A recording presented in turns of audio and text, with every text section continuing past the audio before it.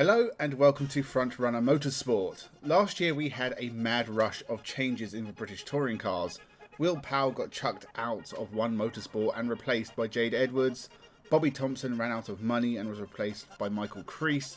Darrell De Leon made his debut in the seat Jade Edwards had vacated. Nicholas Hamilton dropped out of the series, and in his place we had the return of Rob Huff and then James Gornall, and finally Bobby Thompson. It was crazy. It seemed like no one's seat was safe. Well, in 2024 it has been a lot more sensible. The 20 cars that started the year have all raced at the 21 completed races. And the only change all year was the one round appearance of Bobby Thompson at Snetterton. I guess those financial barriers he's come up against haven't gone away. Well, we finally have a driver change to discuss. So make sure you subscribe and let's jump into the video. On Tuesday, the 20th of August, Accelerate Motorsport and Ronan Pearson announced they were parting company. Probably again a financial barrier that can't be overcome. Maybe one of his partners hasn't paid up. We won't know for a while. Both Accelerate and Ronan Pearson released incredibly bland statements that might as well have said, Ronan Pearson won't be racing for us anymore. From the roar of engines to the cheers of fans, Ronan's journey is one for the books. Over the last 2.5 years, Ronan has transformed before our eyes. From a promising rookie to a champion at Brands Hatch, his dedication and skill have inspired us all. His recent win at Brands Hatch wasn't just a victory, it was a testament to his relentless spirit and talent at the highest level. Through every twist and turn, he's shown us what it truly means to chase your dreams. As we bid him farewell, we do so with heavy hearts, but also with immense pride. Ronan, your journey has been nothing short of epic, and we know this is just the beginning. On behalf of the entire team, we wish you all the best for the future. And remember, the door is always open for a return. Keep racing, keep dreaming.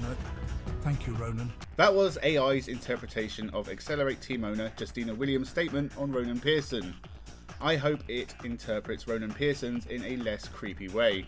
I will always be thankful to the Accelerate team for giving me the chance to achieve a lifelong dream of competing in the BTCC and picking up a Jack Sears Trophy win in front of my home fans at Knockhill and scoring an overall win at Brands Hatch are memories that will live with me forever. This hasn't been an easy decision to take, but at this stage I feel it is the best one for both myself, the team, and my commercial partners and sponsors. I wish the team all the best for the remaining 3 rounds. I'm not going to be able to sleep for weeks. But Ronan Pearson parting amicably from Accelerate Hyundai is a shame. He's not been great, definitely not a world beater, and he isn't really much help for Tom Ingram as he seeks a second title. But he did take his first BTCC win at Brands Hatch this year. He scores points at most races and isn't completely terrible, unlike Nick Halstead.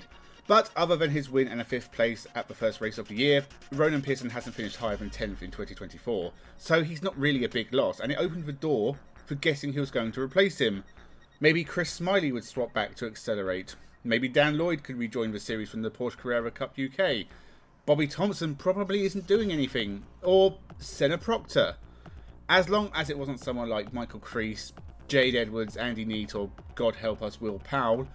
They only left us 24 hours, but that's plenty of time to think up some dream draft picks.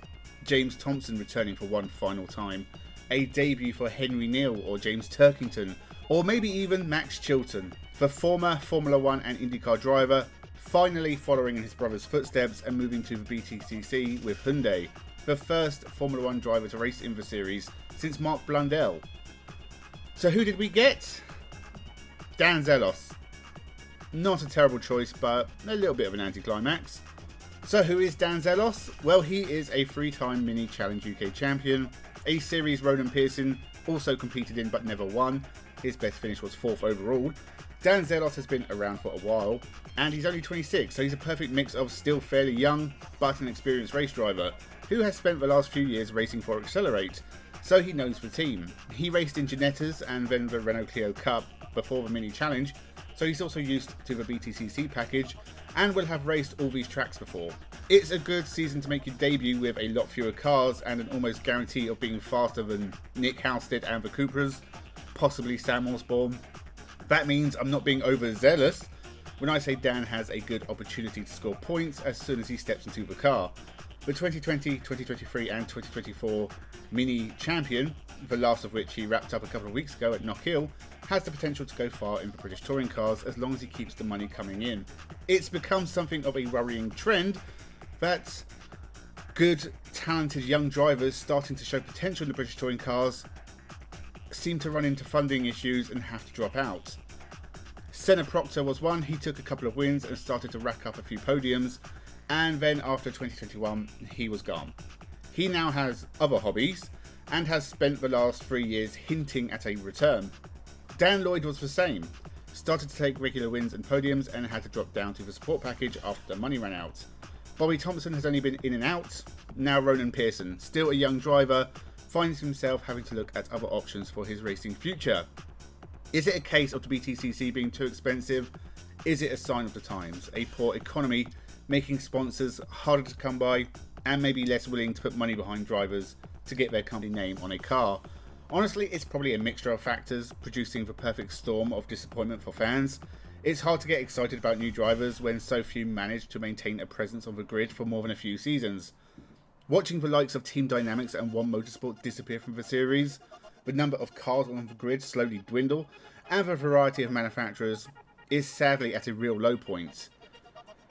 It's a worrying trend, and the BTCC really needs to do something about it. My suggestion, and I'm sure they're glad to be hearing it, follow Brazilian stock cars lead and move over to SUVs. I had my doubts, but they look surprisingly good, and much more manufacturers make them. Maybe do some cost cutting and call in some favours, and the series will start to look a bit healthier in the future. So that is my thoughts on new BTCC driver Dan Zelos. We'll see him in action for the first time at the Donington Park Grand Prix circuit this coming weekend. Condolences to Ronan Pearson. I'm sure this is a tough pill to swallow for someone so young. I hope he can find his feet somewhere in the motorsport world. Let me know your thoughts on Dan Zelos, Ronan Pearson and the BTCC in general. Leave your solutions to the BTCC problem in the comments below. Make sure you subscribe to the channel. I apologise for the AI, it won't happen again. Thank you very much for watching and have a good one.